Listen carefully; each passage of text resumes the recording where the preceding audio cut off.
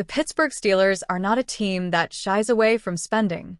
With the most expensive defense in the National Football League, it made sense that they were going to spend on the offensive side of the ball as well. Their big splash move of the offseason was to bring a top wide receiver talent to the team, especially as their George Pickens experiment turned out to be an overall failure. DK Metcalf was dealt to the Steelers from the Seattle Seahawks, leading to the Steelers eventually signing him to a pricey extension at 5 years, $150 million. Now, after half of the first season of the deal, some are questioning the value of it.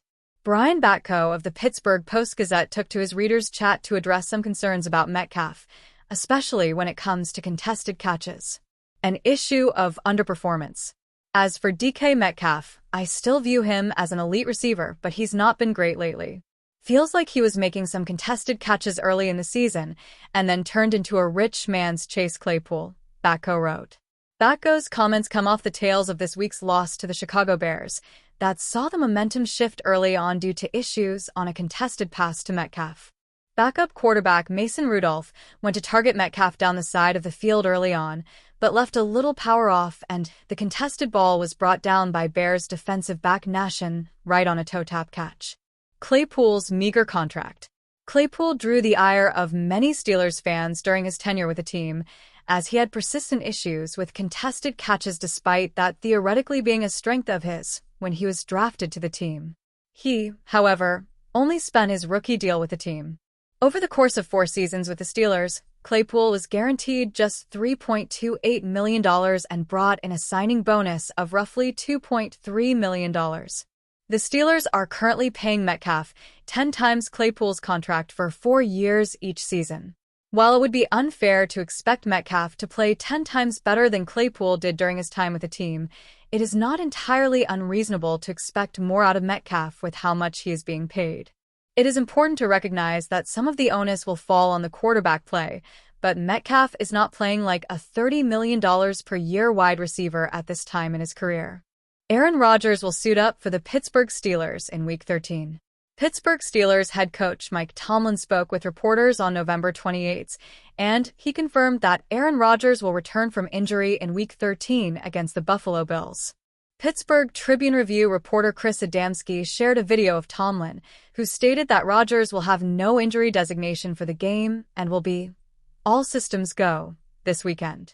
Not long after, the team revealed that Rodgers isn't the only Steelers player who's returning against the Bills.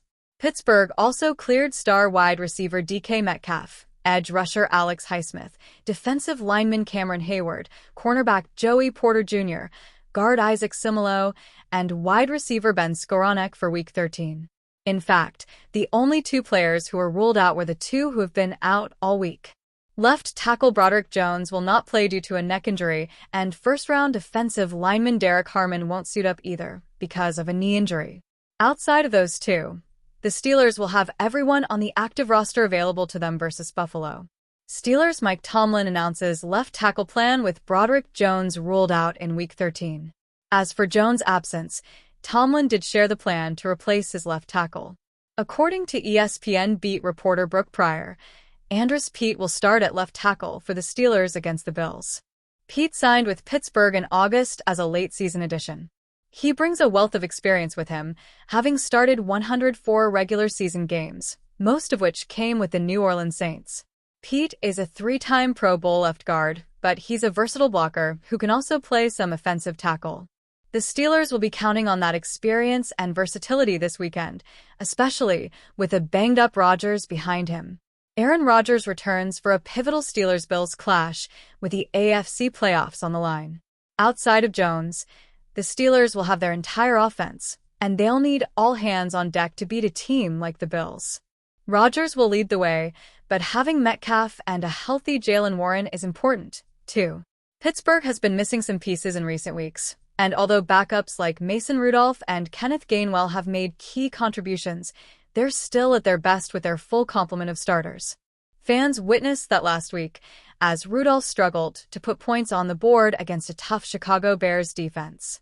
Needless to say, Buffalo's defense presents another big challenge. And this is a pivotal matchup when you look at the AFC playoff picture.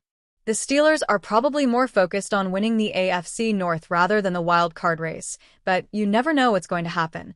So having a wild card seed as an insurance policy is never a bad idea.